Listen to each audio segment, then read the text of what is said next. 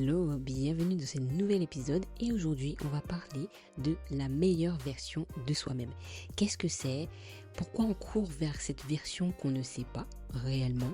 Et je trouve même que la meilleure version de soi-même c'est devenu une pression voire invisible qui peut générer souvent de l'anxiété que de l'épanouissement. Et je vais t'expliquer pourquoi, parce que moi c'est ce que j'ai compris en recherchant clairement la meilleure version de moi-même. Et aujourd'hui, on va déconstruire le mythe de ce que c'est réellement de chercher la meilleure version de soi-même à toi. Donc prépare-toi, installe-toi confortablement, prends ta petite boisson préférée et je te souhaite une très bonne écoute.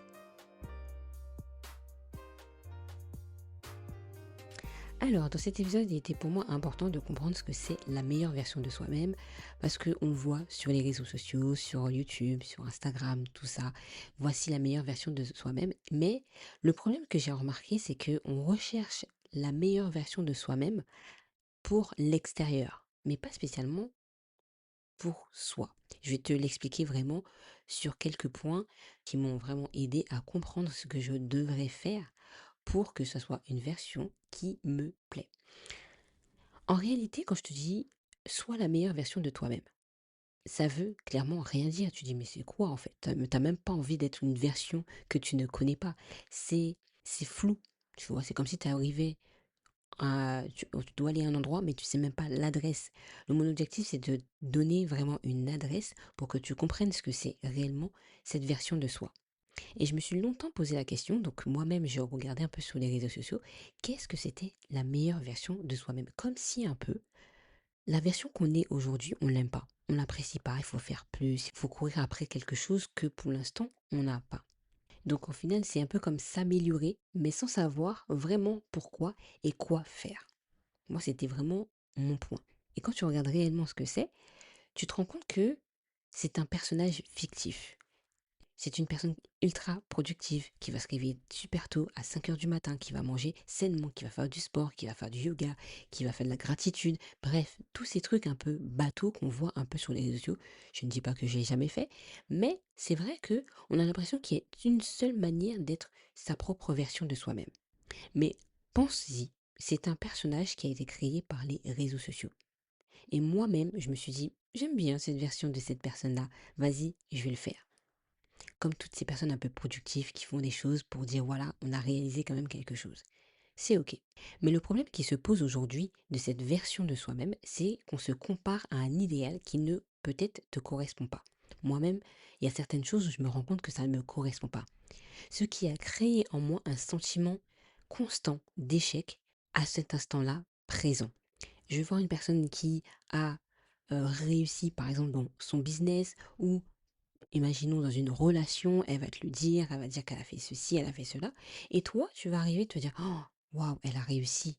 Moi, je suis loin. Et tu as l'impression, tu vois, même moi, je m'affaisse en me disant, si tu me vois en vidéo, bien sûr, c'est disponible sur Spotify, sans que tu le verbalises.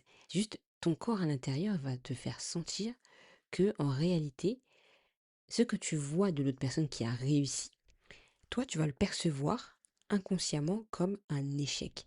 Parce que à l'instant T, maintenant, c'est pas ce que tu fais encore aujourd'hui par rapport à ce que la personne fait depuis peut-être une fois, il y a 3 semaines, il y a un mois. Bref, cette personne a commencé à mettre ça en place, mais ça ne veut pas dire qu'elle continue. Ça ne veut pas dire aussi qu'elle l'a fait, ça fait plusieurs semaines.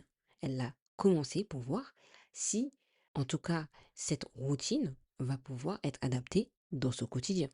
Et ce qu'il faut pas oublier aussi, c'est que peut-être aujourd'hui, toi, tu as des enfants, tu as un travail qui te prend 35 heures. Donc au final, il faut que tu alignes cette manière de faire, de se réveiller super tôt, de manger sainement, faire ton sport, ton yoga 5-10 minutes par jour, à ta vie actuelle. Peut-être ce que tu vois sur les réseaux sociaux, ce sont des personnes qui sont aussi entrepreneurs, qui ont plus de liberté, entre guillemets, à pouvoir se dire, bah, je peux me lever à telle heure. Ils n'ont pas ce temps imposé par son employeur pour pouvoir travailler.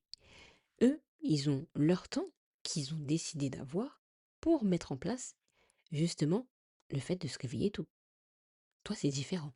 Donc, c'est là que c'est important que tu dois adapter cette version de toi à ce que tu as déjà et ce que tu fais. pour toi de ta vie. Et ce que j'ai appris en fait de tout ça, c'est que il est important de tomber amoureuse de ma vie présente, là maintenant à l'instant T, pas de mon futur. C'est maintenant.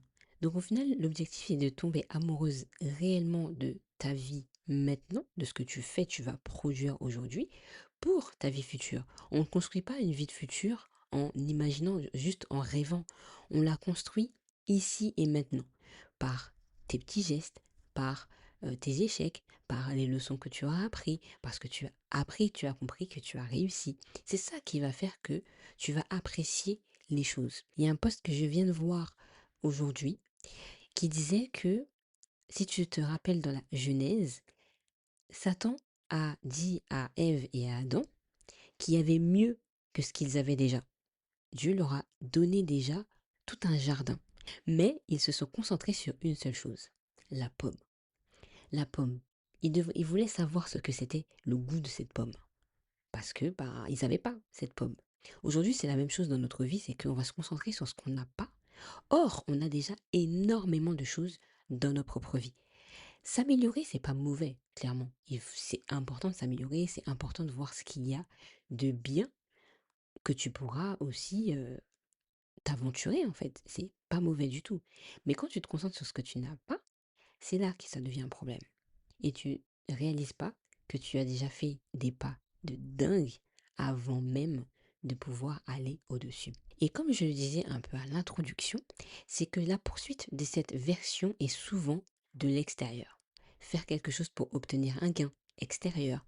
Par exemple, travailler pour gagner de l'argent, avoir des primes. Pour les réseaux sociaux, c'est peut-être faire plein de vidéos pour avoir des vues ou des abonnés. En réalité, c'est pas mauvais. C'est pas mauvais de gagner de l'argent, il en faut, parce que c'est notre culture qui fait que c'est comme ça qu'on échange justement une connaissance, un service, un produit à un autre. C'est OK.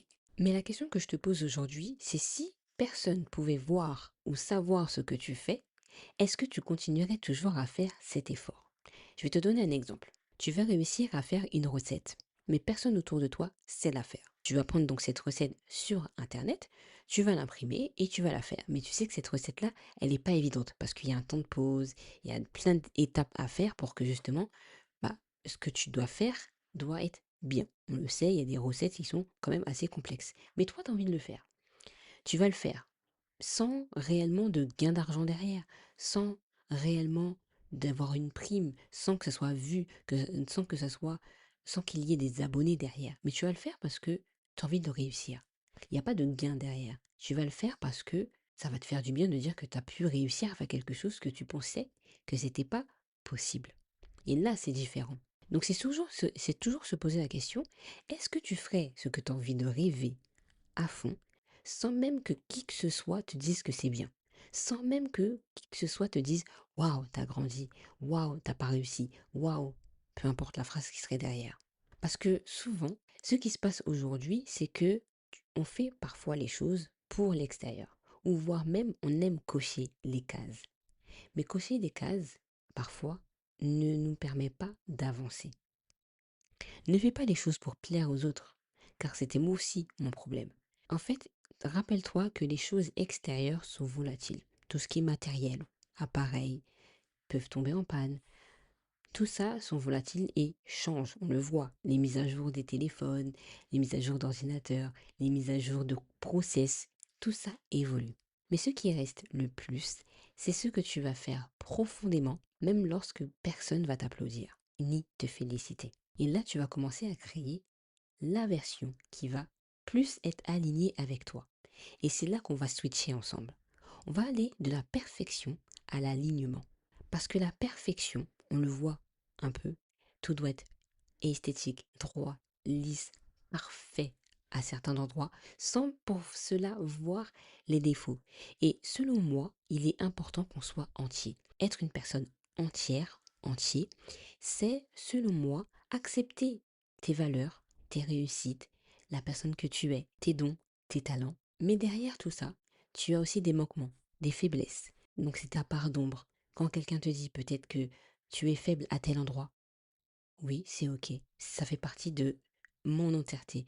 Quand tu dis que je n'aime pas ce type de repas, ce type de fruits, ce type de telle chose, c'est OK. Parce que ça fait partie aussi des choses que tu vas pas trop aimer, mais par contre, tu vas apprécier cette chose-là.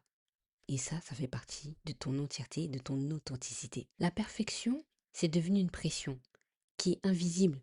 Il faut que tout soit parfait, il faut que ton visage soit parfait, il soit clean, pas de boutons, pas de ceci, que les cheveux ne dépassent pas, que ton corps soit parfait, qu'il n'ait pas de ventre, qu'il n'ait pas de vergeture, tout ça.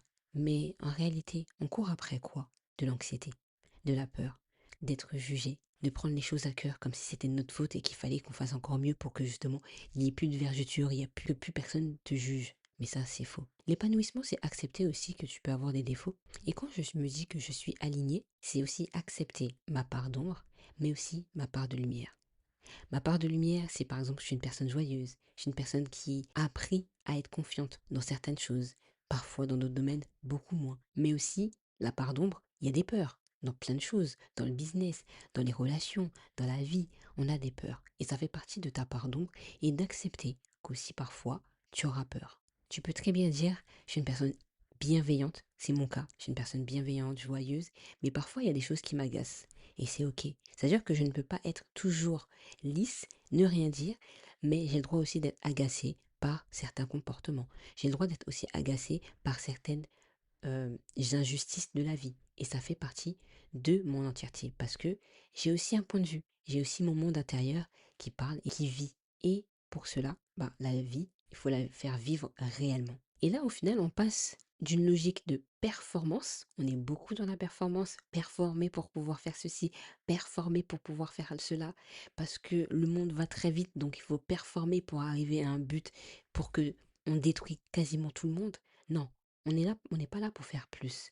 On est là pour avoir une logique plutôt présente, être mieux avec soi-même, être mieux avec les autres. Parce que quand tu vas être mieux avec toi-même, tu vas pouvoir t'accepter dans ton entièreté, dans tes faiblesses, dans tes forces, dans ta vulnérabilité, dans tes qualités et tout ça. Tu vas pouvoir te dire en fait, bah, je me sens mieux parce que j'accepte aussi ce que j'avais du mal à accepter de chez moi. Et c'est ça la meilleure version de soi. C'est pas de faire plus, de dire, oh bon, je me réveillais très tôt pour pouvoir faire cela. Tu vas te réveiller pour pouvoir être présent avec toi, pour être mieux avec toi. Cela ne veut pas dire que tu vas pas faire du sport, cela ne veut pas dire que tu vas faire du sport. Tu vas trouver ton propre alignement. Et c'est ça qu'en fait je fais dans mes accompagnements pour que tu puisses enfin trouver de la clarté dans le chaos. Le chaos existe et existera encore. Mais malgré ce chaos-là, qu'est-ce qu'on fait? On avance, on recule, on reste présent. On a le choix. Il y a toujours un chemin où on a le droit de choisir. Donc tu vas pouvoir partager entre j'aime cela et j'aime moins cela. Et ça peut être j'aime faire du sport. Mais le sport, ça peut être quel sport? Tu n'es pas obligé d'aller à la salle de sport pour aimer bouger, pour être en mouvement. Tu peux très bien dire, bah, je vais juste marcher 5 minutes avec mes enfants, avec mon partenaire, on va se balader. Je suis mieux quand? Qu'est-ce qui te fait plaisir en fait? Peut-être ça peut être partagé. Moi j'adore le podcast parce que je trouve que c'est un endroit où c'est un cocon où je peux partager mes idées, partager un peu plus ma vulnérabilité et je trouve ça hyper beau de pouvoir partager ce que je ressens, j'ai compris d'un sujet qui me tient à cœur pour aussi, je l'espère, t'apporter encore plus de valeur dans ta propre vie et être cette version qui va te plaire. Et quoi qu'il arrive, ce n'est pas parfait. On n'a pas besoin d'être parfait. On n'a pas besoin d'être dans la perfection des choses comme on peut le voir aujourd'hui. Donc tu vas accepter tes paradoxes et tes failles, qui fait partie de la vraie croissance de ta personne. Et c'est une mise à jour, mais c'est une mise à jour humaine. Et même les mises à jour de l'iPhone, quand ils le sortent, ils vont te sortir une version, mais tu vas voir que quelques jours plus tard, il y a une nouvelle version qui arrive. C'est pour te dire qu'en fait, ils vont te sortir quelque chose qui est potable parce que tout le monde pourra l'utiliser convenablement, mais ils vont voir que les gens vont commencer à remonter des petits points. Oui, mais ça fonctionne pas parce que cela ne fonctionne pas pour X raison. Là, ils vont dire, ok, il y a quelque chose à faire. Et bien, ils vont l'améliorer. C'est totalement logique. Et il y a une chose aussi que j'ai envie d'aborder, c'est que souvent, on va regarder, on dit oui, je veux atteindre cela. Je veux atteindre ce genre de relation. Je veux atteindre ce palier financier. Je veux atteindre le fait d'avoir cette maison, etc., etc. Tout dépend des objectifs. On aime regarder souvent la finalité. le fruit récolté. Mais on oublie une chose, c'est que le fruit, il doit être semé avant de pouvoir atteindre cet objectif.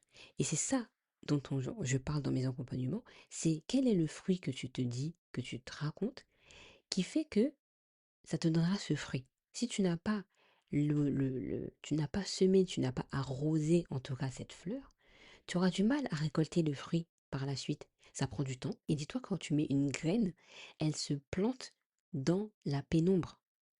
Elle n'est pas au soleil, elle n'est pas plantée au niveau du soleil, au niveau du temps. Non, elle est déjà sous terre. Et ensuite, elle se déploie parce que tu l'as aidée à se nourrir avec de l'eau, avec les engrais, pour ensuite qu'elle puisse fleurir. Mais derrière, autour, il y aura des mauvaises herbes. La façon dont tu vas te parler, la façon dont tu vas croire à cela. Mais pour cela, mais quoi qu'il arrive, tu fais confiance. Tu gardes cette foi, parce que cette foi, tu sais que la plante elle va pousser. Parce que tu sais que tu vas lui l'arroser. Et là, ça devient quelque chose de beau. Et aussi, une autre métaphore dont je vais te parler qui pourrait aussi t'aider, c'est de te dire que la finalité, donc c'est la montagne, c'est le haut de la montagne.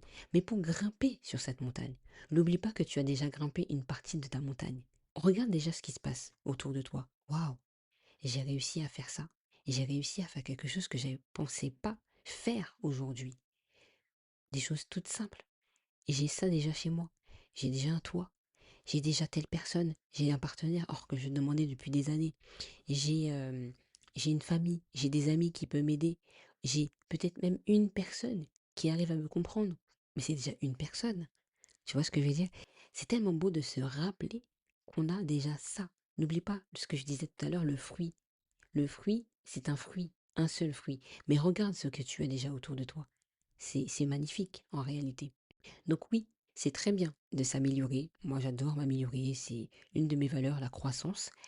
Mais on oublie une chose, c'est de célébrer la vie qu'on a actuellement. C'est une mine d'or en fait. On oublie qu'on a déjà une mine d'or autour de nous. Parce qu'à force de regarder le sommet de la montagne, on oublie de regarder où on a les pieds. Alors, qu'est-ce que tu as déjà de bien chez toi? Quelles sont tes forces actuelles? Quels sont les mécanismes que tu as et qui a fonctionné? Qu'est-ce qui n'a pas fonctionné? Qu'est-ce que tu vas pouvoir améliorer grâce à ce que tu n'as pas appris? Écris-le, note-les, et si tu veux aller plus loin, j'ai ouvert mes accompagnements pour quelques jours pour que justement on puisse aller plus loin, qu'on arrive à déterrer les mauvaises herbes et que tu puisses prendre ta place comme une fleur qui fleurit et qui vit, qui oublie un petit peu ce qui se passe autour d'elle, qui prend sa place autour des autres fleurs. Et bien sûr, tu vas pouvoir arrêter de courir après ce fantôme idéalisé pour enfin habiter ta propre vie. Alors si tu as aimé cet épisode, n'hésite pas à le liker qui se trouve juste en bas de cet épisode, à le partager, je pense, à une femme ou un homme qui aimerait aussi arrêter de courir après cette version qui s'épuise, tu vois que sa personne ne peut plus, cet épisode va aussi l'aider comme toi, ça t'a aidé. Et je te fais de gros bisous et je te dis à très bientôt pour le prochain épisode qui sera sûrement un thème sur l'été. Bisous!